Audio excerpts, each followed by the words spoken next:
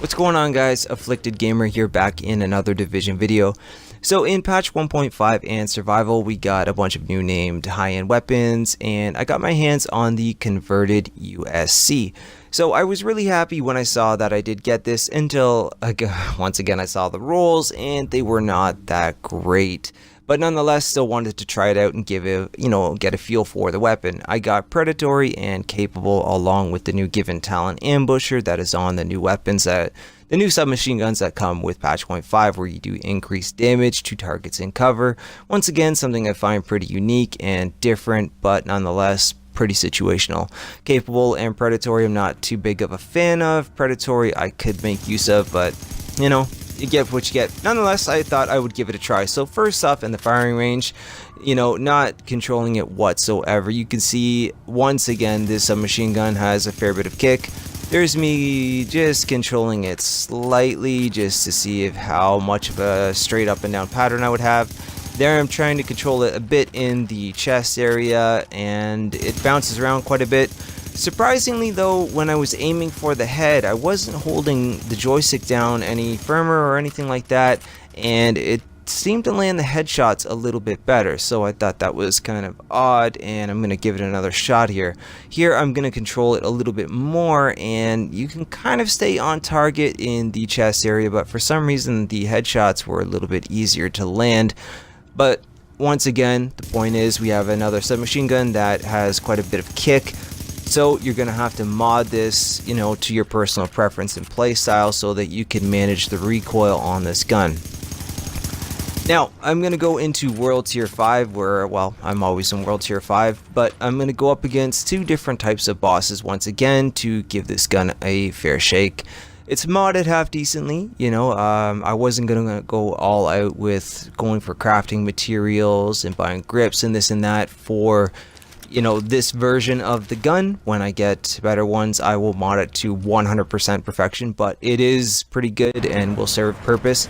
On top of that, I like to get a feel for the gun, like I said earlier, before I go all out with it. So, if I immediately don't like something about it, then I'm not going to go out of my way to make it perfected. I could still give a fair and honest opinion on the gun regardless, and even if I don't like it, somebody else might. But you know what, I do like this gun, despite the fact that once again it's a little bit slower of a firing weapon.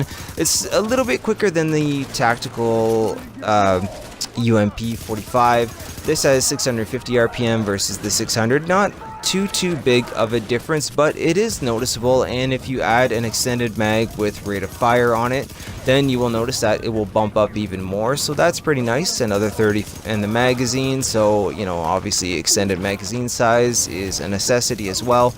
So here I am taking on the cleaner boss again, something like I said before in the last video where I did the other submachine gun review of the tactical UMP.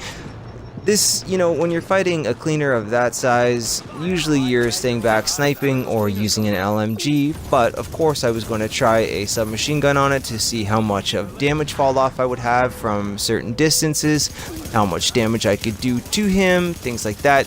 And, overall, I'd say it did perform pretty well. Like I said, at the firing range, there's a bit of kick to the weapon, but not nearly as much as the other ones.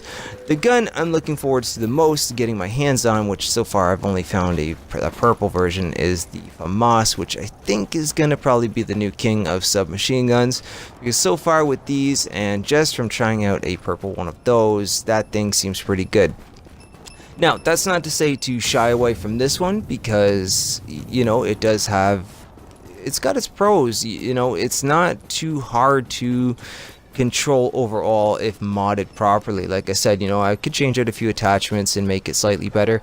And if I got better rolls, if I got something like destructive or deadly, brutal, anything of that magnitude would drastically change this gun for sure. I've only got two talents unlocked, which is unfortunate, and I don't think I'm going to reroll predatory for something else, with capable being the other one other than ambusher.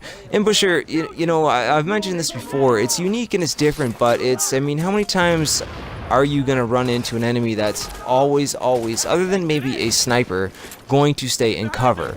You know, so if I got a good roll, if the top two talents were good and unlocked, I would actually consider rolling off Ambusher for something else, you know, just to see what it's like, and you know, if the gun was even better than what it would be at.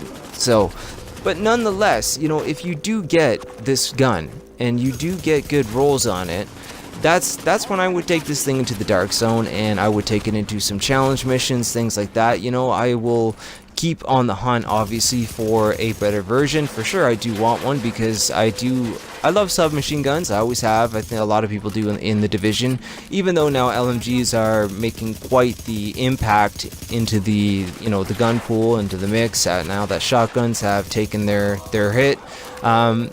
And with these in the game in 1.5, I think people are going to start to lean towards them, especially if they do get a good roll. So, you know, nonetheless, I say it is a pretty decent weapon. I'm pretty happy with it, you know.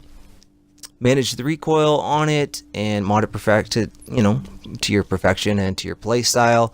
Get that RPM up, and if you get some decent rolls on it, I think it could really do some damage, because usually the slower rate of fire submachine guns and assault rifles, things like that, tend to have a little bit more impact. And I found that this actually hit harder than when I was testing out things like the tactical UMP, and you know, things like, the only difference with something like the Navy MP5 or the MP7 is that it shreds through bullets so quick, and if you've got some weapon damage on there and you've got it modded good, then obviously you're going to shred through enemies. But I think you could pull off the same thing with this. So anyways, guys, that's it for me. That's my take on this gun. If you enjoyed the video, by all means drop a like, and if you are new, consider subscribing for more Division content on the way. There's lots to cover in survival, and I'll be doing it all 24/7. Alright guys, thanks for your time, and I'll see you in the next video.